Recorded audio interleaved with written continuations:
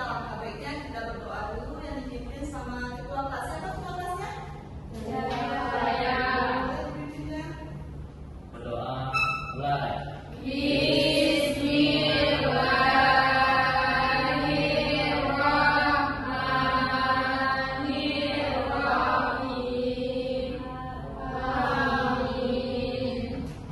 Semoga pembelajaran kita hari ini dapat berjalan dengan lancar. Besoknya Ibu akan absensi dulu. Sebelumnya nanti kalau Ibu panggil namanya jangan hadir ya. Iva, Hadir. Sarah, Hadir.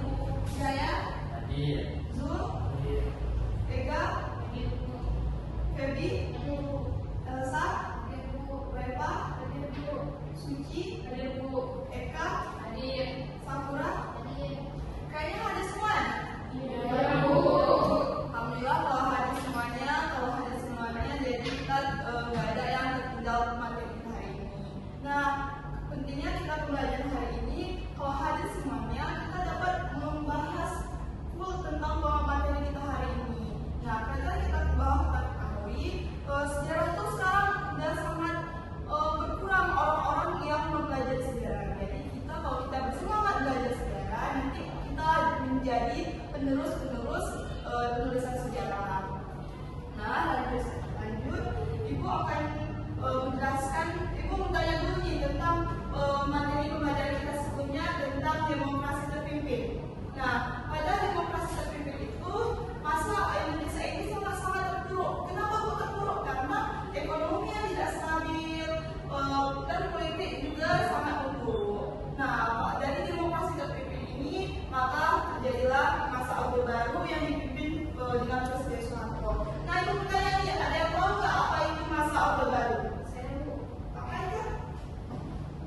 Orde Baru itu adalah masa pemerintahan Indonesia di bawah Presiden Soeharto pada tahun 1946 sampai 1998. Setelah runtuhnya Orde Lama, tujuannya itu untuk memulihkan stabilitas politik dan ekonomi serta menegakkan Keistimewaan dan Undang-Undang 1945 secara penuh. Nah, sangat betul. Nah, pada masa demokrasi terpimpin itu ekonomi tidak terpuruk dan inflasi juga sangat-sangat tinggi.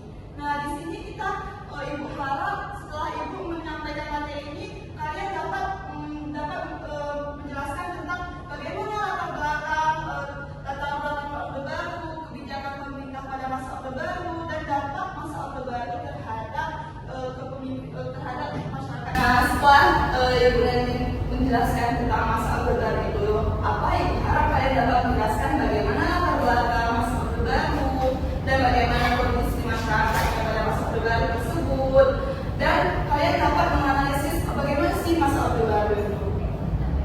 Nah, di sini Ibu akan menjelaskan materi tentang masa transisi Orde Baru. Baik, jadi udah semua kelompok ya memaparkan apa yang kalian dapat dari hasil diskusi dengan kawan-kawan. Sangat bagus ya semuanya, kita beri apresiasi. Jadi kalian sudah tahu apa itu super smart, apa dampak positif dan dampak negatifnya.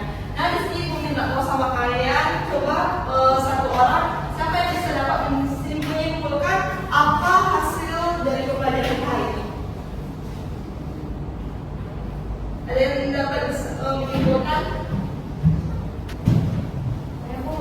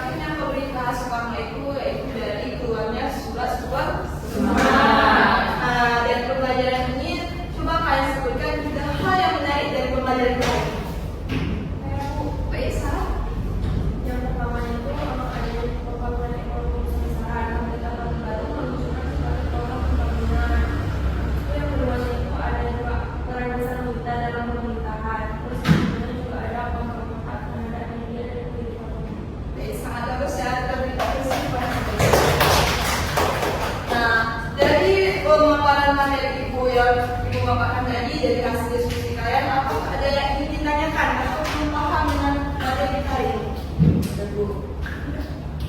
Pertanyaannya Bu, bagaimana kondisi masyarakat pada masa Orde Baru? Nah, baik, pertanyaannya sangat bagus, yaitu bagaimana kondisi masyarakat pada masa Orde Baru. Nah, itu akan kita bahas di pertemuan selanjutnya, yaitu materi kita tentang bagaimana kondisi masyarakat pada masa Orde Baru. Nah, itu kita bahas di pertemuan selanjutnya.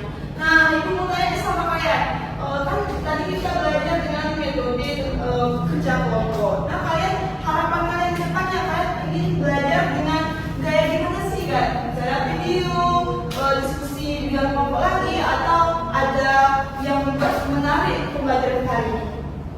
Mau kita bervideo bagaimana berbagi dari Nah, baik, jadi nanti pertemuan kita selanjutnya membahas tentang materi bagaimana kondisi masyarakat pada masa Orde Baru dengan menggunakan metode pembelajaran video.